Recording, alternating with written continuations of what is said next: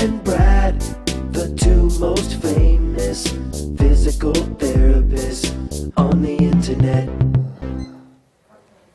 Hi folks, I'm Bob Schrupp, physical therapist. Brad Heineck, physical therapist. Together we are the most famous physical therapists on the internet. In our opinion, of course, Bob. Okay, Brad and I are both runners. I don't know if you run so much anymore, do you, Brad? No, but I want to get back into it. But yeah, I've got a long history, a good 20 years straight where I did run for part of my life. So yeah, we know a little bit about running, and we know the bad habits people tend to have, and I've worked with runners too, from a physical therapy standpoint. So I know, especially the amateur runners, but even some of the people at higher levels, sometimes what they do, that's bad. We both have kids that are in college and they're running in college, so we keep up with some of the higher level stuff as well. We're certainly not going to coach everybody in Olympics. I was actually proud. I actually pointed out something on my son that was relevant.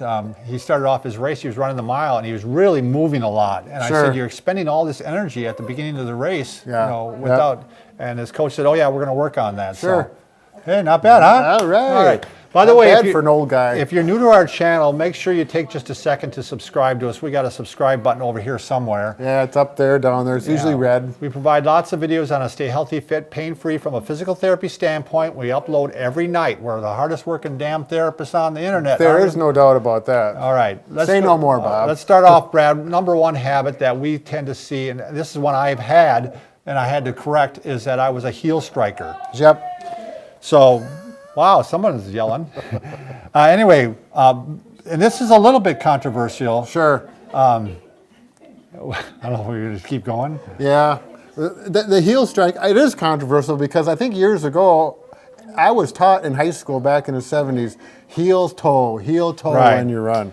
So that's why I learned it, and then I kept it. And now there's a lot of books on that you really want, the first place where you want to make contact is more the forefoot. Forefoot, right. You know, the one way I heard it described, Brad, is that when you go if you're running and you're trying to slow down, what do? You start hitting your heels, but as you're sprinting, what do? You get more up on the foot, forefoot, so you get more efficient. Right. Want to hand me that pole once, Brad? Sure, Bob.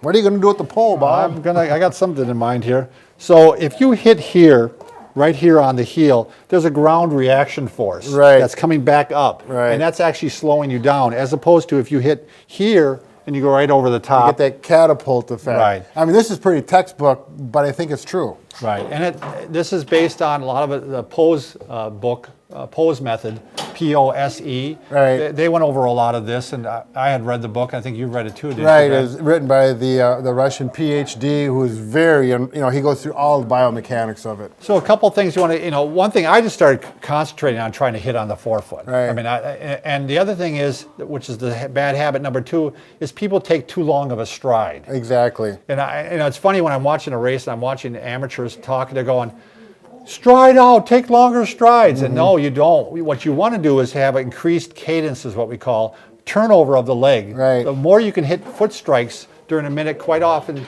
the faster you're going to be.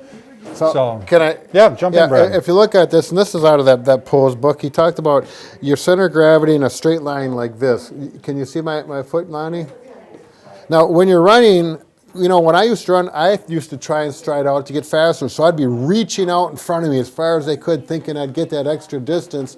But it was doing that negative energy. I was hitting, taking that slowing you down. The brakes going on. Not only that, I think it's out on your joints, your back, your knees, and your joints. Exactly. So you want to land on your forefoot right here, right below you.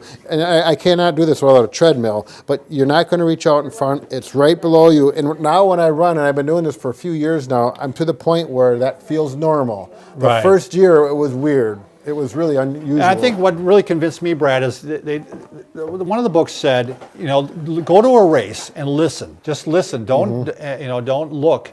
And you listen to the sound, and when the elite runners are coming by, you just hear pat, pat, pat, pat, pat, pat, pat, pat, real light. Smooth. Now, as you get towards the middle or towards the end, now you're hearing boom. Especially in high school. Yeah, scraping or slapping. I mean, it's just not very efficient at all. Sometimes a heel going, and you'll hear that clop, clop, clop. Yeah. And they're always, near the end of the pack. So one thing you can do is, by the way, is increase, your cadence by count how many times your left foot hits during a minute, and then see if you can improve that, increase Sure. more times. And a lot of times you're going to become much faster. There's one more thing I wanted to mention about this. This is right out of that book from Pose.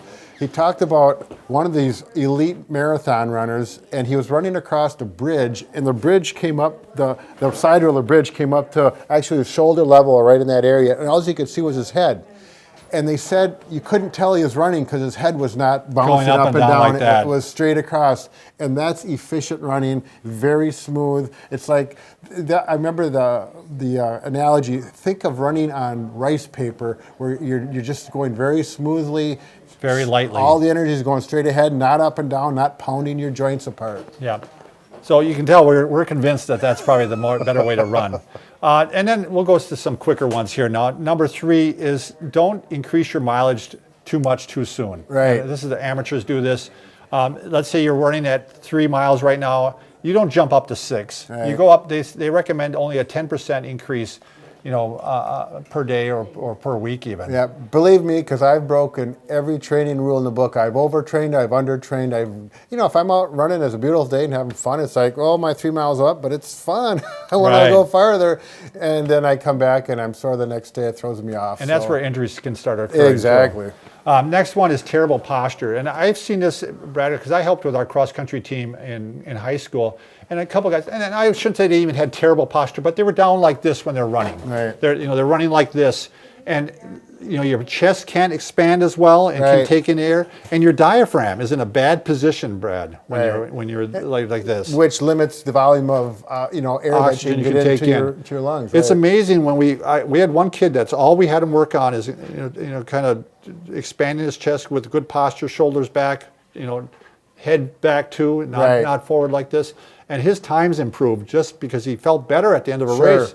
He was taking in more air and being able to run better. Right. And it's more fun. When you're relaxed, you have more fun. You can start, if you're training with someone, you can start talking while you're running, if you're not into that serious mode of training. So it just makes life better. Another bad habit is that all they do is run and they don't do any of the strengthening issues they need to do. You need to work on your core strengthening. And they have done studies on this, Brad, and they have found out that if you increase your core strength, you're going to improve your times. And it all makes sense. As a therapist, the core is where everything starts. If you're weak, proximal, we call it, how are your limbs going to be able to function effectively? Yep. The next one is they're skipping stretching. Now, I don't mind that you maybe don't even stretch much before you run. Maybe you do some dynamic stretching. Sure. That's where you see these guys doing this, where they're swinging like this. Yep. And they're also going side to side like this. Yeah, but they usually can do it without holding on because they're young and They're balanced. young, yeah.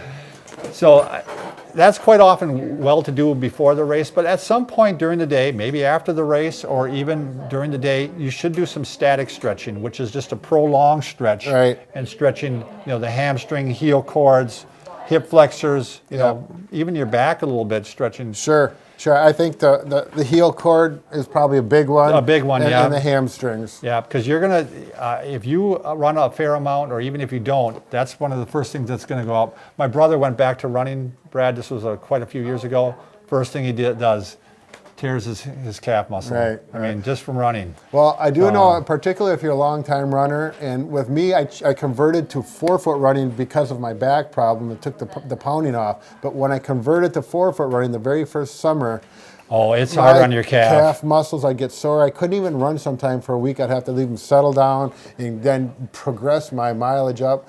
You got to be careful, and you need to know what to expect. That's a good point to be brought up about that, Brad, is that when you switch to more of the forefoot running, your calf is going to get sore, which shows you that's what's taking the stress now instead of your whole body is taking the stress. Exactly. So number 7, overtraining. You got to listen to your body on this. My son runs, in college, and a very successful program.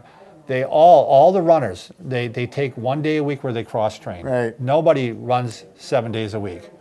So I seen an example of this. I was at the Y swimming, doing my swim workout, and there's a whole bunch of high school kids, and they're in the pool. I don't know what they're doing, but their heads they're not moving. And that's what Brad, my son, does. Yeah, and I get out and I said, "What are you guys doing there?" It says, "Well, we're the cross country team from a local high school." So that was 1 day a week. They would go in the water and train, take the pressure off the joints, but yet they'd get aerobic. Yep. And you can alternate hard and easy training. You don't be doing hard. Alternate hard and easy so that you give your body a rest. Exactly. Which comes to the next point, Brad. You got to get a lot of sleep when you're working out. Right. Yep. And if you can sleep and work out at the same time, you're really good. I know that's very difficult for people, but I always tell my son that, this is as big a part of training as the training itself is getting the recovery time. And so you got to get lots of sleep. Number 9, don't ignore pain, especially with running. When you get little pain, it's going to become big pain. Yep. And it's so much easier to treat problems when they're early on. Yep, so exactly. You got to find, which leads us to number 10, Brad, is you got to find someone that knows what they're talking about. So if you see a doctor, don't see a non-running doctor or therapist. Right, go to the sports med area if you can, Because they're going to have experience with it because it's a whole different animal, right. whole different area. And then come online, you're going to come to Bob and Brad, That's right. physicaltherapyvideo.com because we're going to help you out with all these activities. Yeah. Wow. And remember, we can fix just about anything, Brad. Yeah, except for that broken heart. And here it comes. Yeah, here it comes. But we're getting better at that. Here we go. We're going to find out. I was talking to that pharmacist, Chris, about that, and he says he's got something. He didn't help us at all. Well, I know, but he's going to work on it. All right. Thanks a lot.